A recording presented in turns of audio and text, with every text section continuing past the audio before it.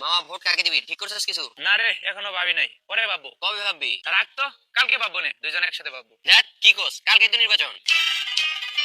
কালকে নির্বাচন? হায় হায়, কি কস? কারে ভোট দিব? সেটাই তো, কারে ভোট দিব আমাদের একটু ঠিক করা উচিত না? আরে হ মামা, পরে তো ঝামেলা করে যাবো কেন্দ্রে যায়। দেখ দেখ দেখ, কোন কোন কোন দল নির্বাচন করতেছে দেখ তো। তুই এটাই জানিস না, বিএনপির বিপক্ষে জামাত এনসিপি সহ 11 দলীয় ঐক্য জোট, সাথে গণভোটও আছে। গণভোট? গণভোট আবার কি? গণভোটে কে কে নির্বাচন করতেছে? আরে গণভোটে শুধু হেনা। কি বলিস, হেনাপু নির্বাচন করতেছে? আয় হায়, চাচা হেনা কোথায়? আরে ওই হেনা না, গণভোটে শুধু হ্যাঁ আর না। হ্যাঁ হ্যাঁ আর না।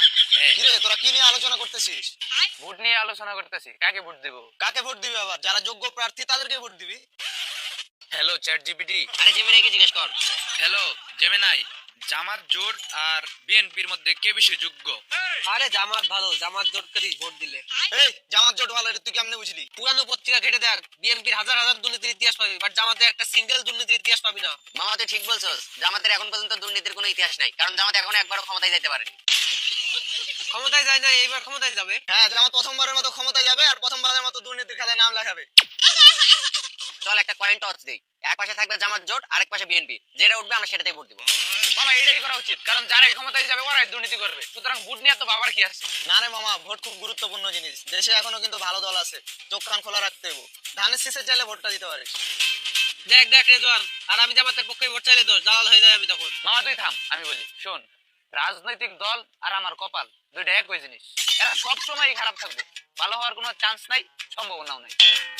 না মামা, এটা মানতে পারলাম না। দল খারাপ হতে পারে, কিন্তু দলের ভিতরে অনেক নেতারা থাকে, তারা অনেক ভালো হয়, দেশের মঙ্গল চাই। সব নেতারাই ভালো, সব নেতারাই দেশের মঙ্গল চায়, শুধু ক্ষমতাসীন নেতারা বাদে। তুই বেশি জানোস, অনেক নেতা আছে যারা ক্ষমতায় যাওয়ার পরে একটা টাকা দুর্নীতি করে না, দেশের ভালো চাই। শোন আমি তোরে বুঝাই। আমি বলি, আমরা এই আলাপ বাদ দেই, এই নির্বাচনী আলাপ বাদ দেই, রাজনীতির আলাপ বাদ দেই, আমরা একটা মজার আলাপ করি, শুন মজা পাবি। ধর আমরা রাস্তা দিয়ে 4 জন যাইতেছি, বুঝছস? ধর আমরা যদি 4 কোটি টাকা পাইতাম মামা। কি কস, 4 কোটি? হ মামা, 4 কোটি টাকার একটা ব্যাগ, আশেপাশে কেউ নাই, তাহলে আমরা ওই টাকাটা দিয়ে সর্বপ্রথম কি করব? ওই টাকাটা সর্বপ্রথম আমরা 4 ভাগ করবো। না, ওই টাকাটা আমাদের উচিত গরিব দুঃখী বা মসজিদে দান করে দেওয়া, অথবা প্রশাসনের কাছে হস্তান্তর করে দেওয়া, যাতে প্রশাসন ওই টাকার মালিককে টাকাটা দিয়ে দেয়। এই সীমান্ত, এই কি কয়, পাগল নাকি রে? আশেপাশে কেউ দেখেনি আর এই টাকা নাকি মানুষরে দিয়ে দিব? আমার ভাগের টাকা নিয়ে আমি সর্বপ্রথম R15 কিনবো। আমি পাগল? তুই তো পাগলই, পাগলের মতো কথা বলতেছস। হ, আমি পাগল হইলেও ক্ষমতাসীন নেতারা কিন্তু তোর মতো মানুষই থাকে। ও মাই গড, কি নলেজ! আবার এই নলেজ নিয়ে তুই গণভোট বুঝছ না? আরে নেতারা কেমন এটা তো পাগলেও জানে, নলেজের কি আছে।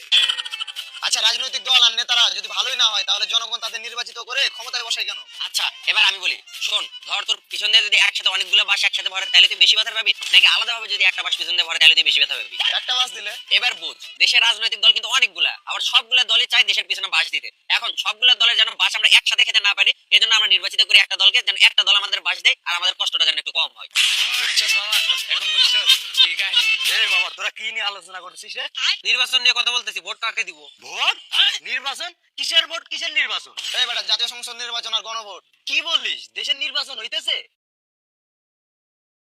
কি হইলো মামা, কবে থেকে নির্বাচন?